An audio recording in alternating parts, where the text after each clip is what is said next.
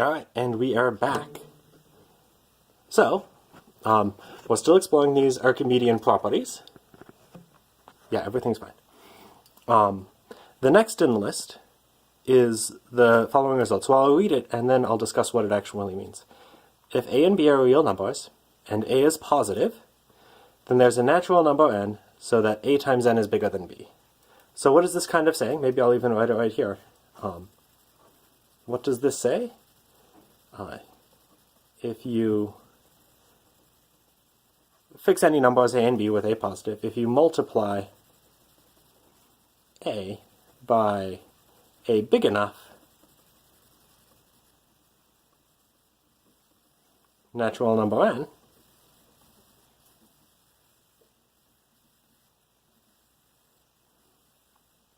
then a times n exceeds b. So fix any natural number you want, you can multiply it by something that's so big that it's bigger than any number that you fixed in advance. And that's like obviously true, right? If I give you 1/6 and ask what you need to multiply that by in order to get it to be bigger than a billion, well, I guess like 6,000,000,001 would be the natural number you would pick. And what this result is saying is that you can always do that. And let's prove it. So, proof. There will be like a stupid case and a reasonable case. So let's suppose that this a is a natural number. Let's suppose b were negative or 0. Then what would you need to multiply a by to get it to be bigger than b? Well, a is already bigger than b, because a is positive, and b is less than or equal to 0. So I can just multiply it by 1 and get the job done. So let's just read it now. If b happens to be less than or equal to 0, then a times 1, well, that's equal to a, is bigger than 0 by assumption, which is bigger than or equal to b by the assumption in case 1. That's Coco you hear whining. That's one of the dogs. The cats are playing and she is getting upset. I apologize if you can hear all this. Maybe I'll show you them at the end of this. So you can take n equal to 1 and just get the result. And let's maybe even see that. A times n, that's a times 1, is bigger than b. Yeah, that's what we needed. So a times n is bigger than b. So, that completes the proof in case 1. In case 2, let's assume that b is bigger than 0. For the sake of contradiction then, let's assume that for every natural number n, a times n is less than b. And let's see, we're proceeding by contradictions. That means I want to assume the negation of what I want the conclusion to be. I want to show that there exists an n,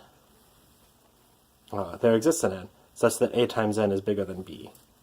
So, let's see, this will be an aside. So let's use a sheet of paper. So this is just a review of proof by contradiction. So how do you do a proof by contradiction? You negate the conclusion. So not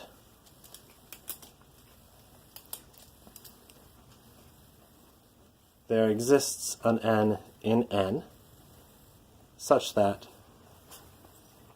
a times n is bigger than b. Well, you think about logical calculus. You're saying no such number exists. Oh no, you couldn't see any of that. So, right, what's the game here? You're going to assume not the conclusion you want. This is what we want to show. So I'm going to assume it's false, and I'll negate it. So I'm going to assume not there exists a natural number, so that something happens.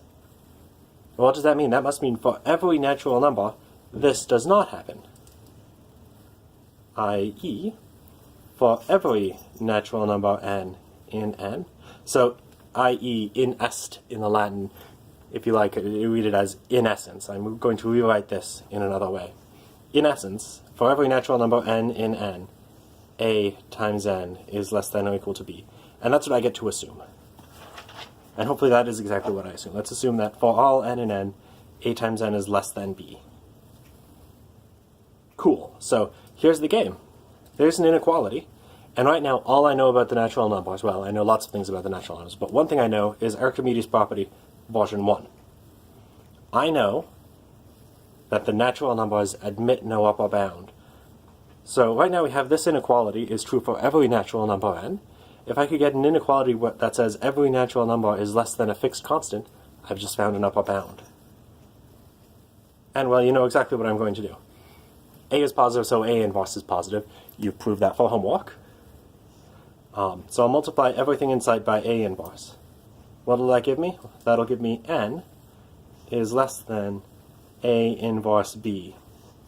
Or B over A if you prefer dividing to multiplying by the inverse. I'm not sure why I picked this instead of dividing by. Doesn't matter. Aha! But what did we have here? We have, for all n in n is less than or equal to A inverse B. Every natural number is less than this thing, and this thing doesn't depend on which natural number we pick. It's a constant. So I have now that A inverse B is an upper bound on the natural numbers. This contradicts the first version of Archimedes' property, which says that there is no upper bound on the natural numbers. Nice. So, hopefully that felt pretty natural also. The proof, not surprising. It's kind of slick how the argument works. We just use Archimedes' property, which we've already proven. Cool. I'm going to hit stop again, and I'll prove another little fact in the next video. Of course, you have this document, so there are no surprises what's going to show up. All right. See you momently.